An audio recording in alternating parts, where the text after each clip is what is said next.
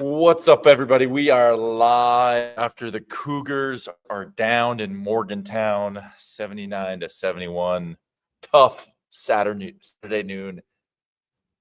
afternoon action. Ruins the weekend. Not only you bumbling your words, but a Cougar L. I know I can't even talk because of this L. Yeah, tough, really tough one. I felt like from start to finish, it just never felt like we were going to get there. You know what I mean? Like, I don't know. Like, we put this in the group chat. Like, for some reason, it just feels like people come out and punch it in the mouth. We even got a Tiki reference in there. Going, hey, I know. Someone texted us and said, hey, it'd be actually great to have a Tiki because he might punch someone in the face right at the beginning of the game. He'd stand up for us. That is the negative. I know. Like the number one recruit. Like teams are always going to want to prove something against you. Okay, so let's jump into it. Do you think that's more us than it is anyone else, though, or is that just our league? Is that just college basketball? Because I'm like, how would we have a bigger target than like Arizona or Houston or Kansas? I think it's like a combination though too. It's also like not only is it the league, but it's also having AJ. Like, we've been in this league for 4 years now, 5 years, something like that. Teams weren't getting up to like punch us in the mouth when we had Ali Khalifa and like Foose. You know what I mean? Like our star players, I guess, were like Richie, and teams weren't coming out and like trying to punk us. So, and I feel like they try to do that with AJ, which is we were a little bit the underdog, I'd say, in the first couple of years. You know, no, I mean, I don't even think that's not like any kind of a hot take, but it's like we were trying to just prove that we belonged, and that's why I thought, you know, Pope's first year in the Big 12. This is our third year, I think, right? Pope just had 1 year. I think he had two, right? Oh no, I think you're right, just one. I think he just had one, and he overperformed everyone's expectations, and then dipped to Kentucky. But yeah, I feel like it was that year we were the ones surprising everyone, and then last year, again, you know, just because KY was new and it all happened so fast that we lost this momentum, and then we were surprising people again. But I think you're right. I think more than the last 2 years, certainly we have a bigger target. Because it just feels like we're getting bullied a little bit in these games. It's hard. I mean, it's hard to see like half of ESPN's posts are about AJ, and you're like at West Virginia or whatever. You're like, I deserve that too. Like, we have a better record than them in league now, and like I'm averaging 15 on or Huff or whatever. He's averaging 16 points a game and like doing it himself. So I think a lot of people take it personally. Are you worried at all, or have we've just done enough? Like, in my mind, you know, the last article I read was yesterday and was updated after our UCF game. Like, this is the beauty of being in the Big 12. You know, people ask me probably on a weekly basis, do I wish I was playing at BYU now? And the answer versus like years ago, and like it's yes and no, because obviously I love my time there, but like it's yes because of this factor that I'm about to say, which is, fortunately, your losses to, you know, West Virginia, who is 500 in league, is respected. And even though it sucks and we hate it, and we hate it and we feel sick about it and we didn't look great and, you know, blah, blah, blah, blah, blah. I get it. But, like, fortunately, like, there is no risk that we're not going to the tourney, right? Like, the article I read last night was like, we are a lock. I think we could even lose these last two and we're a lock. Also, because we still have AJ. They still want to see AJ. And we've done enough. We've shown enough with the team without Richie that I think, you know, in that Iowa State game and battling here today. And that's the pro side of it. Like the negative is teams try to punch you in the mouth, but the pro side is you get tons of great non-conference games. Like, we got UConn because he's a Massachusetts kid that wants to, like, that's an awesome non-conference game and huge for our like resume. And ESPN wants to see him in the tournament. Like, it's hard. Like, I'm not a conspiracy guy, but like, there's got to be some like ratings factors considered. You don't want to include, you know, nobody just because they have the same record. I agree. What a blessing like the Big 12 is, though, in terms of like locking us in for the tournament. Because like without the Big 12, if we had the same record or similar, like if we had one of these mediocre kind of like lackadaisical games like we had against UCF, against Pepperdine or Pacific, it's like that's a quad 3 loss at home. Like, all right, you guys are probably out of it now. Like you were squarely on the bubble and now you're done with it. But because 100%. We had like a good non-con and then like we've won some big, like we got Iowa State, whereas our only opportunity was Gonzaga, and if you didn't get that one, it was like, all right, your quad 1 is out of the door. I totally agree. I just think like, man, yeah, this league is just tough. It's just tough. Like you could see, I heard some stat that was like, there has not been a team that was above 500 in the Big 12 that hasn't gone to the tournament since like 2002 or 5 or something. Like it's been a long time, right? And I think we'll be, because that's at 8-8, right, today? I think so. That's our. Let me look. I mean, so we might be right at, because Tech is playing at a high level, dude. Or did that put us to 8-7? 8-7. Put us at 8-8. I just refreshed. That put us at 8-8. Tech is playing at a high level, but it's at home. We surprised Iowa State at home. Cincinnati's is got some juice, got some momentum right now. So both are going to be tough. But like I saw a team in West Virginia that knew they've got 3 games. I don't know. We keep talking about like pros and cons. It's like the position we're in currently. We're in this limbo. I feel like mentality from like the players' effort and like togetherness, because we know we're going to the tournament too, right? Like the same thing that you and I are sure about, they're probably sure about too.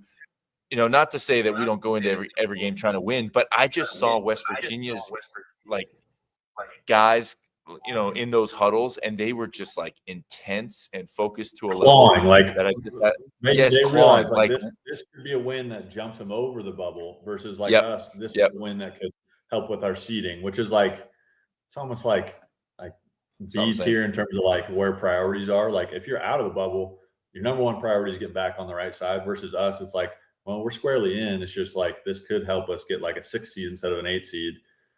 It's hard. I don't know. It's just hard to like have that intensity at all times, especially like when you're reeling after losing arguably your second best player, maybe the most important player in terms of like your identity. So it's hard to like, I don't know, refocus yourself after having a loss that big and with Richie, and then also like having that big of a win against Iowa State and then that big of an L against UCF. Like it's just like a roller coaster, dude. In your opinion, how does that? How do we pull that Iowa State game off? How do we look so good? Was kind of like an adrenaline. It's like they say like bears after they get shot have like 2 minutes of like crazy adrenaline, even though they're basically yeah, exactly. A mom lifting up a car, exactly. Like how did that happen? And then UCF, we looked abysmal, and today we just didn't have it. Again, everything is that we say on the show is always prefaced by, these are not bad teams, right? Like West Virginia belongs in the tournament. UCF, I think, is pretty much a lock in the article that I read. Like these are tournament teams, they're good teams, but like how do we look so good against ISU and then so below average the last 2 games? I think the coaches are asking the same thing. Like I think KY is like asking his staff, like, how did we just go from 40 minutes locked in defensively and offensively against a number, I guess, 4 team now in the country? They'll go down after the L or whatever yesterday, but I don't know. Like it's just, you've got to do some soul searching, I guess. Like when we talked about the segments that might be coming up on the show, like the one word, my thought was like searching. Like we're searching for an identity. We're searching for like somebody to step up, and it's impossible to do it. Like, I don't know, without getting the full results of the season. It's like hard to do it without knowing what's about to happen. Yeah, I think what's hard to moving forward, like even into next year, which I'm very not like of that mentality that onto the next season. But like you mentioned, Richie going down had a bigger impact, because I just saw the way we played against Iowa State, and I was like, hey, maybe it is addition by subtraction. Like it just kind of simplifies. It gives guys a chance to step up. Like not that Richie was the problem by any means, but yeah, maybe it locked people in. I take all that back. I don't feel that way whatsoever. But and especially don't feel that way because it does feel like there's a lack of experience. Kind of like our team that you and I were on together, right? Like I felt like losing LJ Rose and Kyle Davis was actually a bigger deal than anyone realized because they were the only true seniors. They were the only guys who had been around college basketball and had been in big games, won big games and meaningful games and in the tournament, gotten to the tournament, knows what it takes. And like we don't have that this year. How do we have it next year, right? Like or how do we ensure that we do? Because we're going to get. It looks like the crystal ball on that Branch kid is that we're going to get him, and I don't know. We welcome guys like that, right? I've seen his highlights; he looks awesome, and we're grabbing him from other big time schools. But like, where's our Richie next year? You know what I mean? Like a little bit. I think that leadership is standing out a little bit. Hopefully, there's some continuity with Rob. I guess Rob would be third-year guy in college, second year at BYU. And we do have dudes on the bench that like got hurt this year that could step up too. True, like, Dawson. That's true. Dawson be a good one. I think Dawson coming back obviously will be big. I think KJ Perry's like a really good scorer. Like we have dudes. It's just do you trust the vision that KY has? Which I think both of us agree. Yes, like that dude knows ball. It's just I don't know. It's hard to swallow when you lose to West Virginia and like. Being 100% like I have 100% faith in everything that he's doing. You know what I mean? Even though I do, it's just hard to say it right now because we just got punched in the mouth. I mean, on that note, I've thought about, people talk to me about BYU hoops all the time. So I feel like I'm thinking about it probably more than I should, but I do feel like next year emphasis will be finding older guys, but it's like this is everybody's playbook, you know what I mean? But we are BYU. We do have a big brand. We do have money backing us. We're in a good league, so I do think that like us going after someone, of this type and trying to fix these things is going to be done a little bit more effectively than other schools. But like, gotta find experience and leadership. Our defense, shooters. Our defense is our problem right now, and shooting like shooting / bigs. They're like 3A and 3B. Like, I mean, that's a lot of stuff, but like, I just feel like we need like some big suckers down there. But it shows that we have flaws. Like we're not the same team we were at the beginning of the year when we had everybody. Like we have flaws and people are exploiting them, and it's just kind of the way it is. Silver lining, talking about. Go ahead. I got a question for you. So Texas Tech. They had something similar happen, right? JT Toppin tears ACL. Right. He's done for the year against Arizona State. Similar to like Richie, he does it against kind of a lower tier team in the Big 12 against Colorado. Yep. They end up losing to Arizona State. We beat Colorado in overtime. But since then, like Texas Tech has responded. Like dudes have stepped up. Like what? I wonder, like, how can you have two totally different like scenarios when you lose equally important people? I don't know. I hadn't thought about that because Texas Tech is winning big games and feels like they're still in a very similar boat. Whereas we've had a tough go ever since Richie went down. And do you have an Iowa State win? An opinion? So we both beat Iowa State, so like take that out of the equation. But like they housed Kansas State, which I like. Kansas State's a bad team. Like just fired their coach. They're a bad team. I don't know if we beat them by 28, but they did. Right. I don't know if we beat Cincinnati by 12, which they did. Like it's just I don't know. It's just frustrating to see like other teams have something similar happen, but it's like they are on a totally different trajectory. Like Texas Tech, their ranking at least, they'll probably be better than what they were when they lost JT Toppin. It's not to say that they're the same team or as good of a team, but there's a couple things. One, and I don't know which one is more correct. One, in favor of benefit of the doubt to BYU, is Richie was the last of many, right? Like kind of the straw that broke the camel's back. But like, Dawson being down killed us. Nate being down killed us. I think Brody Kozlowski, like just depth is not even just for minutes in the game, but it's like it's good for practice reps. You know what I mean? Like everything adds up, you know, everything adds to the competitive nature of a team and the locker room and the togetherness and the depth. So I think in BYU's favor, it's that. Against BYU, not giving them the benefit of the doubt, I feel like we seem emotionless. You know what I mean? Like Colorado, we felt okay because I don't think guys knew what was going on. Then we responded awesome Iowa State.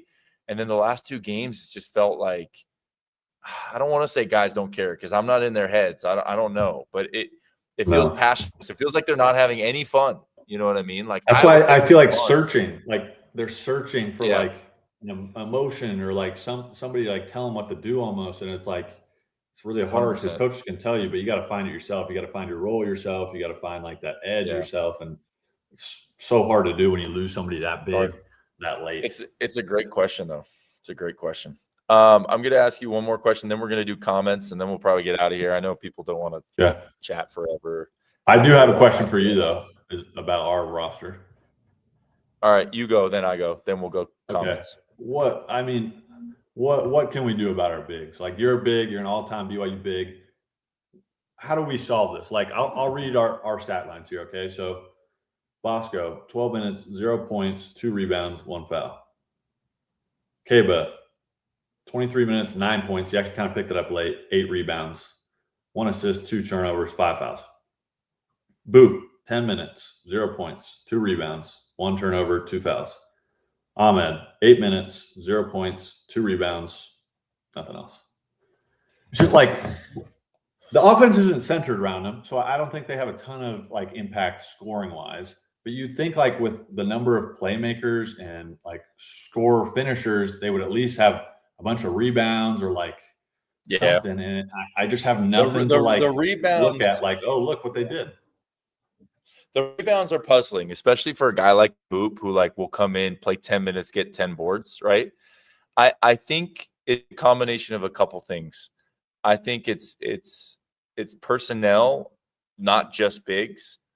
You know, so 2 factors. One, I think I talked about it on this show, maybe somewhere else, but like I'm convinced that if you go look at European teams that win things that matter. So, you know, in league championships, European championships, you know, in season tournaments, like their point guards are probably going to be like always top 3 in assists in the league.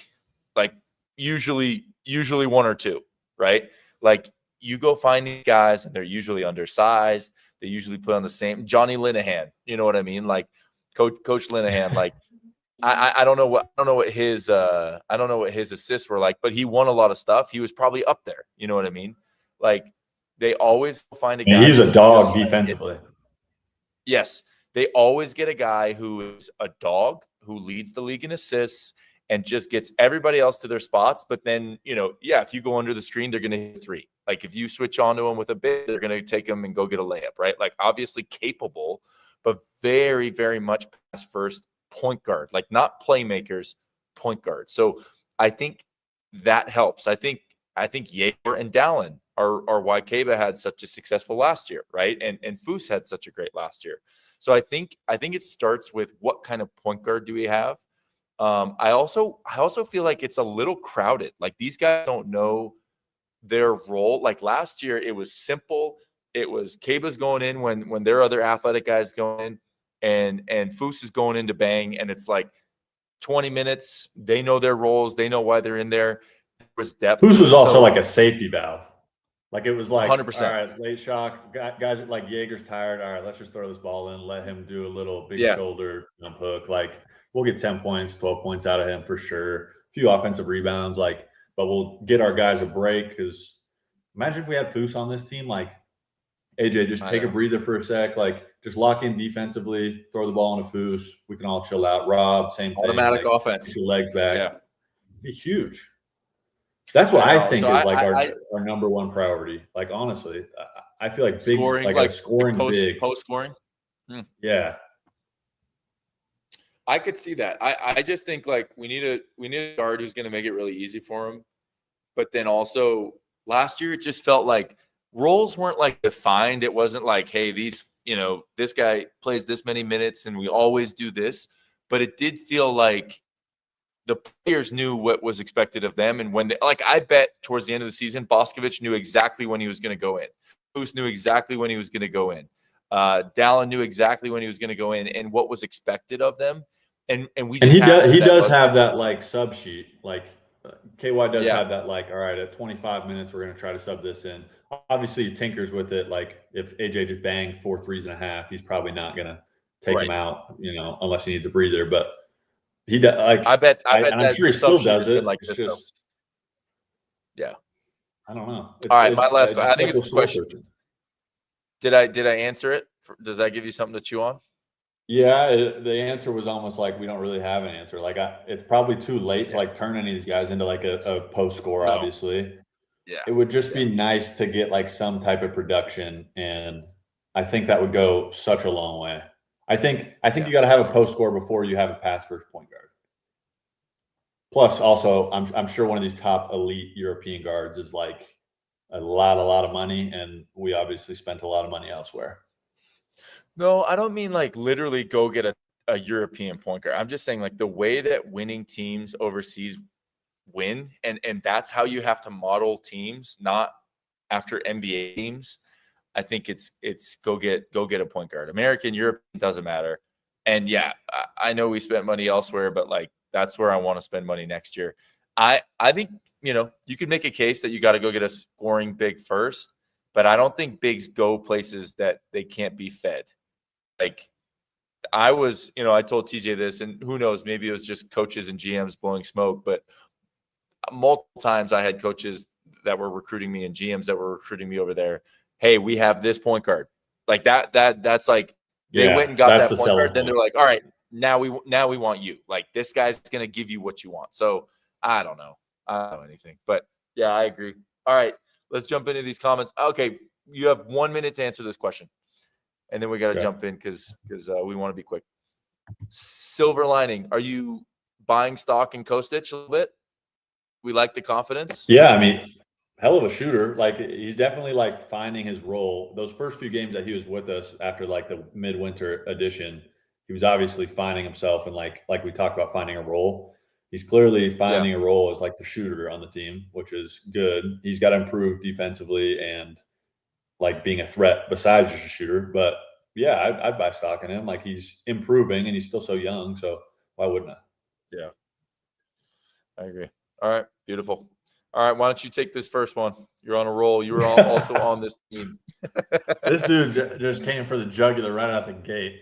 Okay, honest question: bro. What feels worse, being down 40 to San Diego in the WCC tourney when we only paid for Knicks, BW, and Disneyland trip, or being down by 37 to UCF when we paid $15 million? This is so many layers. It's incredible. Yeah. I mean, I personally was involved in that San Diego one, so I'd say that one felt a lot worse. Was that at after some point? I think after? Sorry, am I bugging? I was involved in that San Diego one.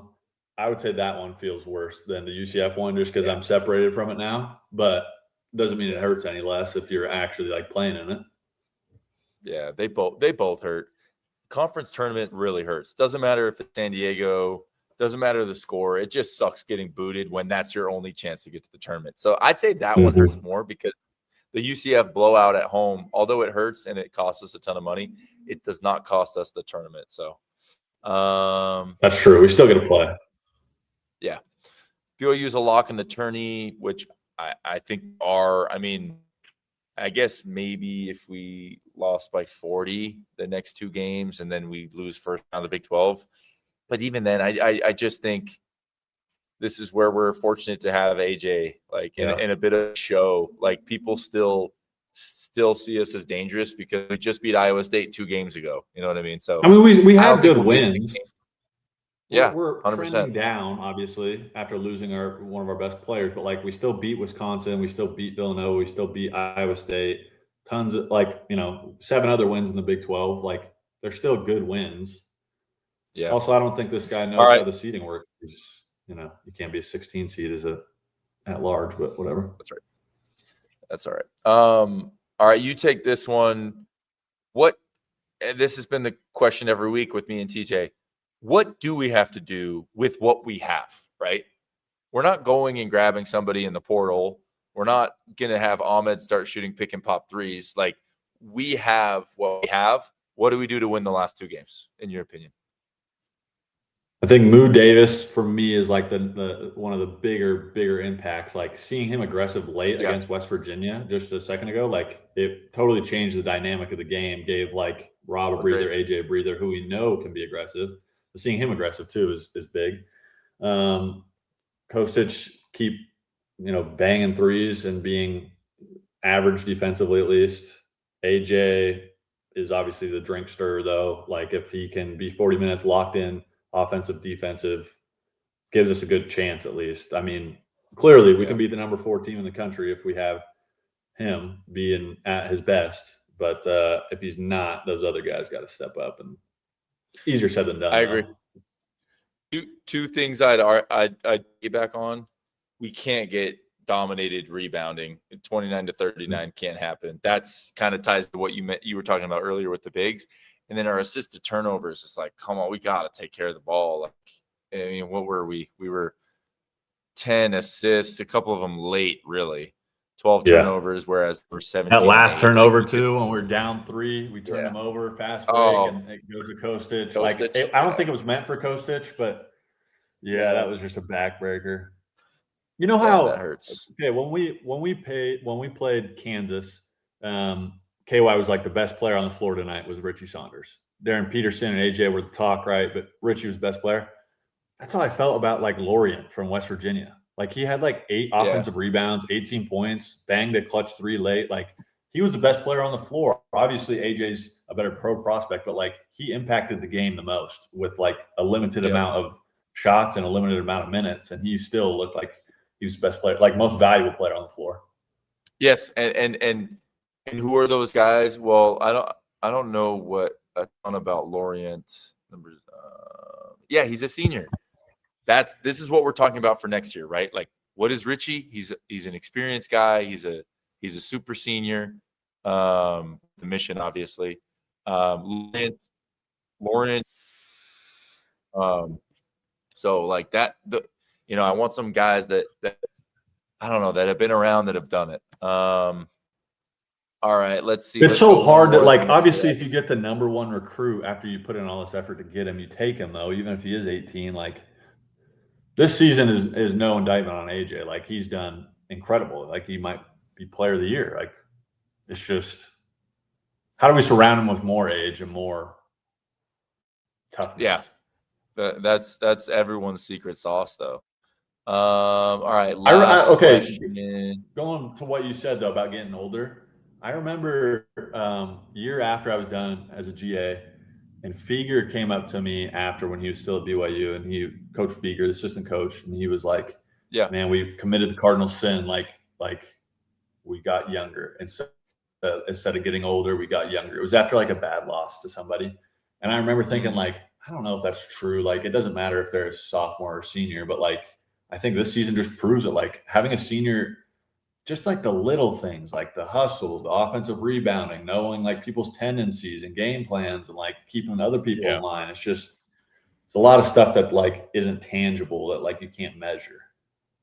Well, it's that turnover tonight, right? Not to say that with age comes perfection, right? But like I bet I can't remember who passed it to Kostic. Like if it's all a bunch of older guys, like they don't pass it to Kostic, you know what I mean? And the guy that catches it, that's in Kostic's position, like probably doesn't dribble it, aware of people behind him, you know what I mean? Like it just, like the older you get, the more experience you rack up. Like it is incalculably, is that a word? Just incalculable. Yeah, there you go. I tried to make it an adverb. All right, this is the last one. I think nightcap, even though it's the afternoon. Well, it's the evening. They allow 16 more points per game in conference play compared to last year, right? Like, I think, again, that's experience. I think that's health. I think that's roles and confidence. I mean, you had guys coming off the bench earning their minutes, like just as defenders between Mag and Trey. And I like it, and I feel like Kaba was able to just focus on that. I don't know if he feels like he needs to produce more offensively this year, which he doesn't, but like, I don't know. Like we locked it in last year and grinded games out that we're losing this year. And overarching theme, and where I'll finish this, and then I'll get your closing thoughts, is I do think KY is very smart. I think he's I think he's like egotistical, like, well, I do my way and that always wins. I know that from what I know about him and his staff, I know they're going to take notes and they're going to be better next year. They're going to respond. They're going to put the injuries behind them and say, hey, even with all the injuries and the bad luck, like, what can we do better to become bulletproof next year? So I'm confident in that. And I just hope we play hard the next couple games and give Cougar Nation a good show. That's all I care about. Agreed. I think part of it's roster makeup too. Like, I think we tried to build a roster to outscore teams, not necessarily to hold them to less points than us. Whereas last year we had guys that were literally just in there as 3-and-D guys, which is rare in college. But like Mag was a 3-and-D guy. Like he just banged corner threes and locked down the other team's best offensive player. Trey only really got minutes because he could lock in and then he'd bang a couple threes. Like that was, and we don't really have that. And it's hard to compare year over year, but like, I mean, the roster is so different that we got to figure out different ways to win. And I know KY is a great coach and his staff is a great staff. So they'll figure out a way to do it, especially when it comes into crunch time, when, scheme is like limited, when you only get 1 day of rest and stuff. Like, I actually think that could be to our advantage. Like we have dudes that know ball and we have guys that can go off for 40 any given night. So I think that's our advantage come March. I agree. We just gotta be tough for the next 2 games. Like that's it. Like, be the aggressor. At some point last year, when I feel like it started to change, I remember having multiple conversations with people like, I just want us to like foul out, get techs, get flagrants. Like, I want Trev and Mag and Foose and Kaba and everyone to start getting, and Trey, get in people's faces. And we did, and we won. You know what I mean? Like, that's almost all it takes. So hopefully we come out with that fight the last 2 games. I'm sure that'll be circled on the whiteboard, and see if we can at least split them. But all right, well, thanks for joining, Evan. Thank you, Cougar Nation, for being here. I know we're disappointed, but I think I don't know. I think we're gonna all right. We're gonna get to the tournament, and let's just surprise some people. It's hard. It's hard to be optimistic after that, but I think that's our only option. That's all we have. That's all we have is our optimism, right? All right. Well, thanks, Ev, for being here. We'll catch you guys after